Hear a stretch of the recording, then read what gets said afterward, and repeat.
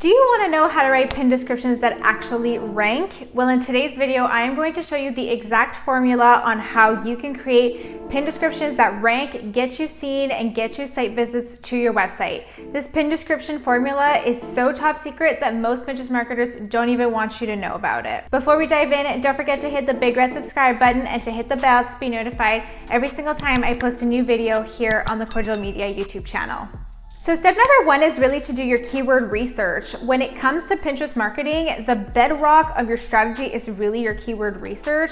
And so once you collect the right keywords for your business and for your niche, and you start implementing them correctly within your pin description, that is when you're going to start seeing results when it comes to clicks and rankings.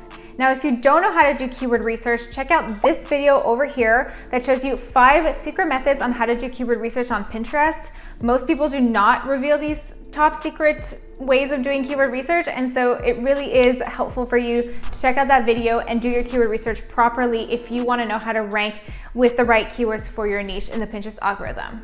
Another reason why it is so important that you do keyword research on Pinterest is because Pinterest is a search engine. And so your pins get indexed based on keywords and also based on interests. Now, that video that I just mentioned to you on how to do keyword research will show you how to break down and find different interests and different keywords that you can collect and then utilize for your pin descriptions. So it's extremely important that you start off this process by doing the right keyword research for your business.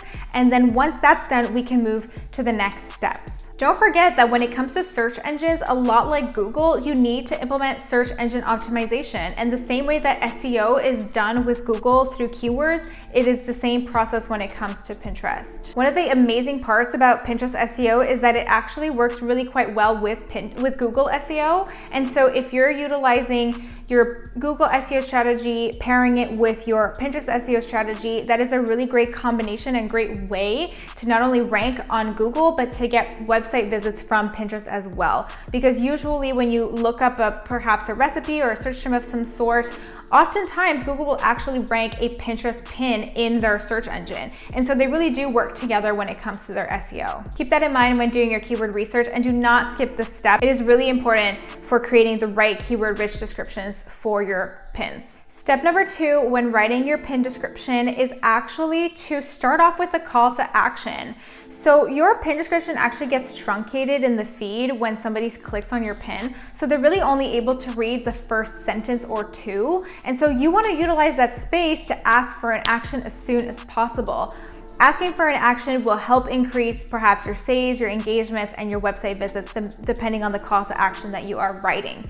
Personally, I like to ask for website visits, so I always start off with a call to action along the lines of visit this blog post on blank on this website in order to learn more about blank. You know, something like that, a sentence along those lines. Make sure you stay consistent here and you ask for that same action throughout all of your pins.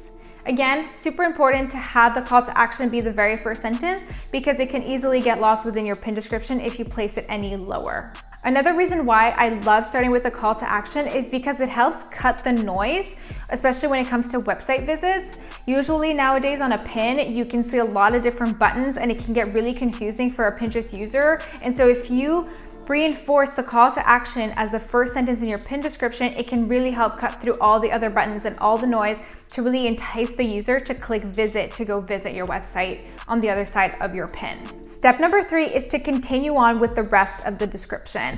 Now, the rest of the description should be a complete paragraph. It should be read in natural language as if you were reading it within a book. And of course, it should contain long tail keywords peppered throughout the paragraph. The long tail keywords that you took time to collect when you did your keyword research are the ones you're going to plug and play throughout your paragraph here.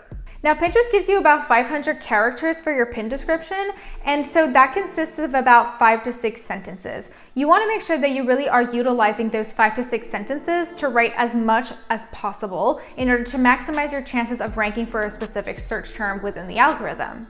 So once you've got your call to action at the beginning, you've written your natural language paragraph, you've plugged in all of your long tail keywords throughout your natural language paragraph, and that it's read completely as if it was within a book. The next step is to make sure you're adding 3 broad hashtags at the very end of the pin description. Now, hashtags are not highly utilized on Pinterest, not even a little bit actually. And so we're not even quite sure what Pinterest is doing with their hashtag feed. That being said, you don't want to shoot yourself in the foot and not add hashtags in the rare occurrence that Pinterest decides to revive their hashtag feed. So what I like to do is I add 3 broad hashtags at the very end of my pin description just to cover my bases and make sure that if they do decide to revive the hashtag feed, all of my pins will take advantage of that revival. Again, I want to stress the importance of utilizing your pin description for really natural language sentences that contain long tail keywords as opposed to a bunch of hashtags. And when you do select your hashtags, make sure they're about 1 word and they're quite broad. It's not like on Instagram where it's super hard to rank for hashtags. On Pinterest, the hashtag feed is chronological, and so making sure that you just have something broad is much, much simpler and easier for your content to rank long term. There are some suspicions that maybe eventually Gen Z will start looking things up on Pinterest with hashtags exclusively, and that's when your hashtag could come into play on one of your pins. Let's write a pin description. So once you've logged into your Pinterest account, you're going to go up here and you're going to click create pin. Okay. Now keep in mind that this ideally should be a Pinterest business account because you are using your Pinterest account for business. And so if you haven't switched over to business, make sure to check out my video on how to do that. It'll be linked in the description box below as well. But in any case, once you log into your Pinterest business account, you create pin, you click create pin. This is where you can write your description. So they say they recommend at least 100 characters, but you get up to 500 characters, which is great. As I mentioned in the video, what I like to do is I like to start my pin descriptions with a call to action to cut the noise. So let's do just that. Let's take the examples of, let's say you wrote a blog post on white dress outfit ideas for the summer, okay? And so I would start off with literally visit this blog post on how to style a white dress for summer on Elegance blog. Maybe on the Elegance blog. So literally, this is how I would write my call to action. I also make sure to add branding in the first sentence, although I didn't mention this in the video. Now that I think about it, I absolutely add my branding in the first sentence because, again, it's the first sentence and it's the only, like pretty much the only sentence that's going to be seen in your description since they get truncated. They'll see like maybe the first 2 sentences or the first sentence and a half, but beyond that, it won't be visible to a Pinterest user unless they click see more. And then at that point, they'll be able to read it, but most people don't click see more. So just keep in mind that you want to write a great first call to action sentence that does also contain your branding. Next is a matter of just plugging your long tail keywords within your natural language sentences. So I did my keyword research earlier. I collected some long tail keywords. I'm going to now try to plug in this keyword. So let me paste it over here. White dresses graduation is my long tail keyword that I collected earlier. Let's plug it into a natural language sentence. So let's see. If you are looking for white dresses for graduation, then this is the article for you. And then I would continue on and just continue writing natural language sentences and plugging in my long tail keywords until I reach the end of my character limit. So you see, even over here, it says people will usually see the first 50 characters when they click on your pin. So make them count, okay? Now, as I was mentioning over here, I would just continue writing probably another 3 to 4 sentences with those long tail keywords peppered throughout. And then at the very end, I add the hashtag. So hashtag dresses, 3 broad hashtags, just in case the Pinterest algorithm decides to revive the hashtag feed. Styling, and then maybe hashtag outfits. And that's it. That's how I write my full pin descriptions. Again, there is a pin description template linked in the description box below that you can download and utilize for your own content. It's longer than this. It actually has complete natural language sentences all the way until it reaches like almost the 500 character limit, not completely. I like to leave about 20 to 30 characters at the end.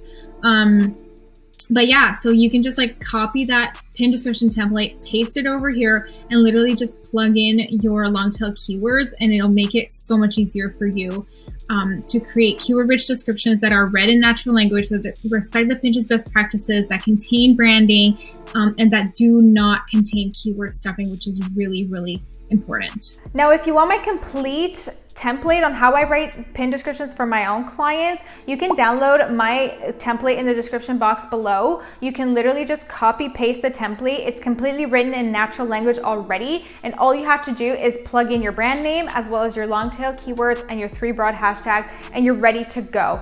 Utilizing this template will save you so much time when writing pin descriptions, and it'll save you brain space as well, because you don't have to think of how to write pin descriptions that completely do flow every single time. So this template is a foolproof way to make sure that your pin descriptions are always read in natural language, and that they'll contain enough long tail keywords to get your pins ranked in the algorithm. So we've actually covered all of the steps on how to write an awesome pin description, but I do want to stress one last thing before you go, and that is not to keyword stuff. Keyword stuffing could actually hurt your Pinterest strategy long term. It's considered a spammy behavior. It is a malpractice nowadays. It is no longer a best practice, and it just overall doesn't look nice. And so really, I want you to be mindful to not keyword stuff, and to make sure that you are writing your pin descriptions in complete natural language. Comment below if you knew that keyword stuffing was actually a malpractice on Pinterest, or if you just found this out from today's video here. That concludes our video on how to write awesome pin descriptions that rank. Make sure you hit the subscribe button so you don't miss a video here on the Kordial Media YouTube channel. As well, make sure to check out this video right here on how to claim your website if you haven't done so already. I will see you in the next video. Bye guys.